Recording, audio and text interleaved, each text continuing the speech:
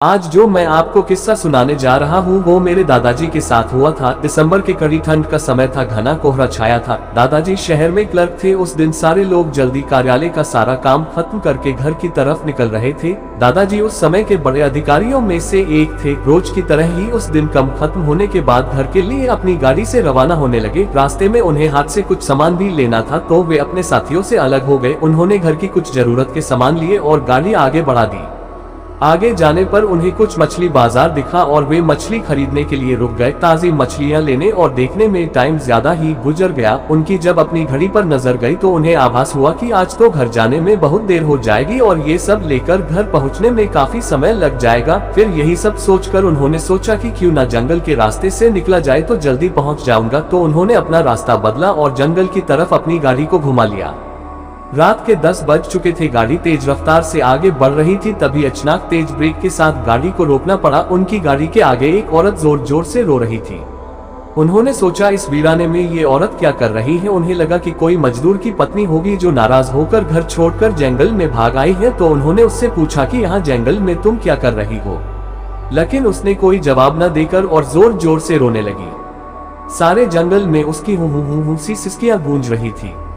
फिर दादाजी ने पूछा तुम्हारा घर कहाँ है, लेकिन वो कुछ भी ना बोली। तब दादाजी ने कहा कि आज चलो मेरे घर में रहना, सुबह अपने घर चली जाना। ये जंगल बहुत सारे जंगली जानवर से भरा है, रात भर यहाँ मत रुको। चलो आज मेरे घर में सबके लिए खाना बना देना और कल सुबह अपने घर चली जाना। उसने ये सुना तो झट से तैयार हो गई और गाड़ी में पीछे की सीट पर बैठ गई। सिर में बड़ा सा घूंघट डालने की वजह से उसका चेहरा छिपा हुआ था। कुछ ही देर में गाड़ी घर के दरवाजे पे थी। घर के लोग कब से उनकी राह देख रहे थे। गाड़ी रुकते ही माँ ने पूछा आज तो बहुत देर हो गई और सारे लोग आ भी चुके हैं।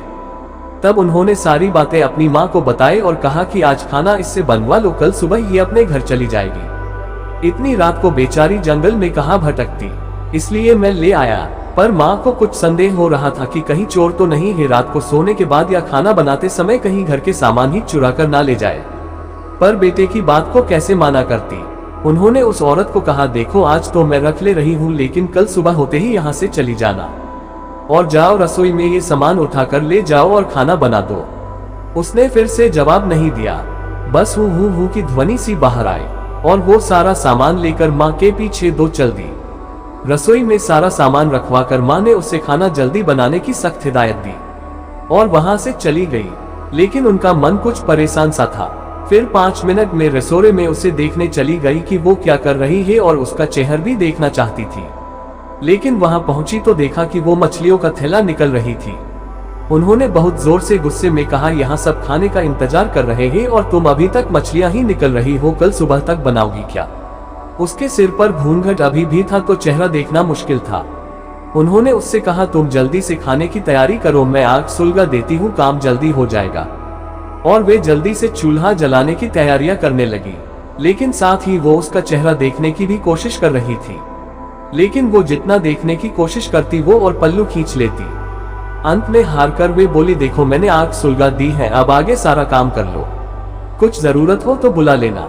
लेकिन वो फिर कुछ नहीं बोली। अब उन्हें लगा कि यहाँ से जाने में ही ठीक है, वरना मेरा भी समय खराब होगा और हो सकता है अनजान लोगों से डर रही हो।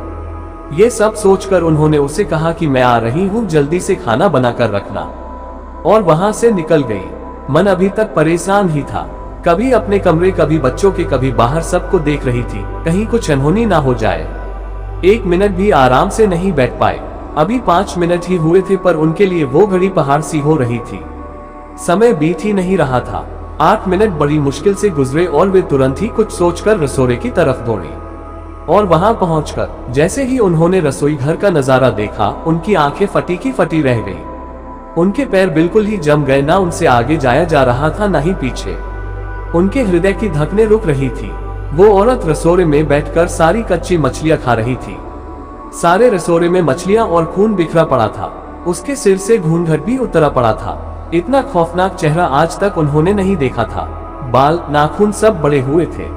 मछलियां खाने में मगन होने की वजह से उसे कुछ ध्यान भी नहीं था और खुशी से कभी दो वो आवाजें भी निकल रही थी। हूँ सी आवाजें गूंज रही थी।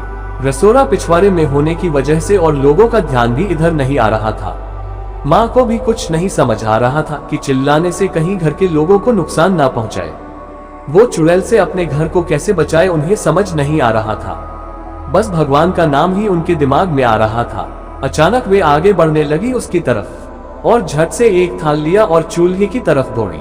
उस चुड़ैल की नजर भी माँ पर पड़ चुकी थी, सो वो भी कुछ सोचकर उठी अपनी जगह से। माँ कुछ भी देर नहीं करना चाहती थी। उन्हें पता था कि आज अगर जरा सी भी लापरवाही हुई तो अनहोनी हो जाएगी। उस चुड़ैल के कुछ करने से पहले ही उन्हें चूल्हे तक पहुंचना था और चूल्हे के पास पहुंचकर उन्होंने जलता हुआ कोयला थाल में भर लिया और चुड़ैल की तरफ लेकर जोर से फेंका। आग की जलन की वजह से वो अजीब सी डरावनी आवाजें निकालने लगी। अब तो उसकी आवाजें बाहर भी जा रही थी। सारे लोग बाहर से रसोड़े की तरफ भागे। वो चुड़ैल जोर से हूँ की आवाज आई निकाल रही थी और पूरे रसोड़े में दौड़ रही थी और माँ को पकड़ना भी चाह रही थी। लेकिन अब सारे लोग रसोड़े में आ चुके थे तो लोगों की भीड़ देखकर वो और भी डर गई थी। लोगों की भीड़ को ठेलती हुई वो बाहर जंगल की तरफ भागी और सारे लोग ये मंजर देखकर डरे सहमे से खड़े थे और मन ही मन माँ की हिम्मत की दाद दे रहे थे। तो ऐसे छूटा चुड़ैल से पीछा।